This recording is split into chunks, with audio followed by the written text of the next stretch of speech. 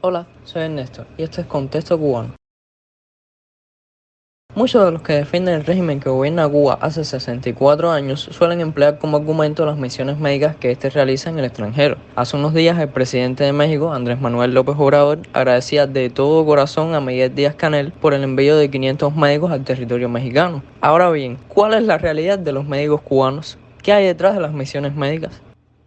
El 23 de mayo de 1963 inició la primera misión médica internacionalista del régimen cubano, que tuvo lugar en Argelia. Este año se cumplirán 60 años de este hecho. En síntesis, el gobierno cubano envía profesionales de la salud a países que lo solicitan porque no cuentan con personal suficiente, ya sea ante una situación de crisis o en una situación regular, y desean reforzar especialidades concretas o cubrir atención en zonas alejadas a las que los médicos locales no aceptan acudir. Cientos de miles de profesionales de la salud cubana han prestado este servicio en más de 164 países, dígase de América Latina, África, Asia o Europa. A partir de finales de la década de 1980, con la caída de la Unión Soviética, el régimen ha encontrado en esto un interés comercial.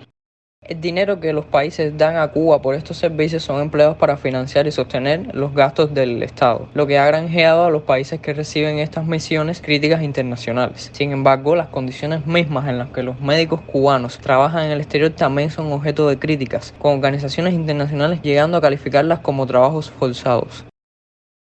En teoría, los médicos cubanos son libres de elegir participar en las misiones, aunque en la gran mayoría de los casos lo hacen debido a las dificultades económicas que implica ejercer la medicina en la propia Cuba. Una vez en el extranjero, sufren restricciones a sus libertades básicas, ya fuera de movimiento o expresión, y se encuentran sometidos a la constante vigilancia por parte de funcionarios de la seguridad del Estado, que también son médicos. Sus comunicaciones suelen estar intervenidas y su derecho a la privacidad sumamente limitado. El dinero que reciben será depositado en cuentas bajo el control del Estado cubano y deben dejar a sus hijos menores de edad y parejas en la isla.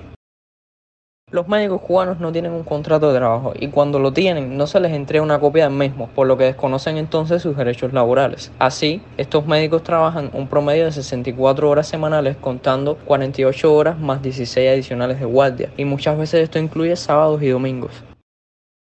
Las condiciones de vida, así como las restricciones bajo las cuales viven los médicos cubanos, varían de acuerdo al país al que son enviados. En Venezuela, gobernada por el régimen de Nicolás Maduro, se ha reportado un ambiente mucho más represivo. Venezuela paga a Cuba con barriles de petróleo a cambio de médicos. Varios han sido obligados a participar en actos políticos contrarios a su misión original, incluyendo la intervención en irregularidades electorales, así como vivir en residencias pequeñas y hacinadas. Ha habido reportes de severas irregularidades en el manejo de los insumos médicos. Dado que Cuba cobra por cada paciente atendido, en ocasiones el régimen ha exigido a los médicos que inventen pacientes y destruyan medicamentos para inflar sus estadísticas, lo que claramente constituye una estafa para el país receptor.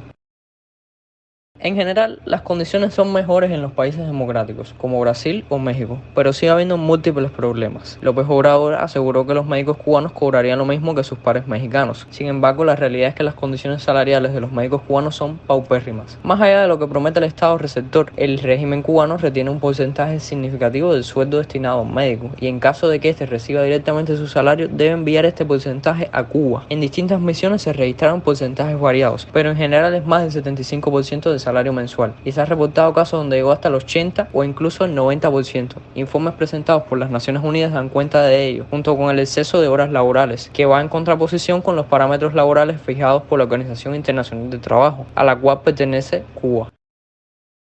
Los problemas que enfrentan los médicos cubanos a la hora de realizar misiones internacionales son solo un espejo de lo que millones de cubanos enfrentan día a día en la propia isla. Un régimen que no tolera la disidencia, que instrumentaliza a las personas, que no tiene vías para proteger a los trabajadores del abuso laboral, al no existir sindicatos independientes, y cuya situación sanitaria propia, de la que hablaremos en otro video, deja mucho que desear debido a la escasez generalizada de insumos.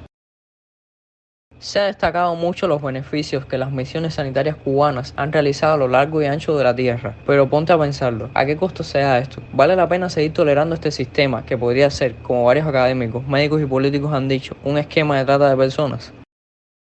Te invitamos a seguirnos en Twitter como @contexto cubano y a visitar nuestro canal de Telegram, ahí estamos también como Contexto Cubano, y a suscribirte acá abajo. Vamos a seguir intentando ampliar nuestros espacios de difusión sobre la realidad de nuestra isla. Gracias por tu atención.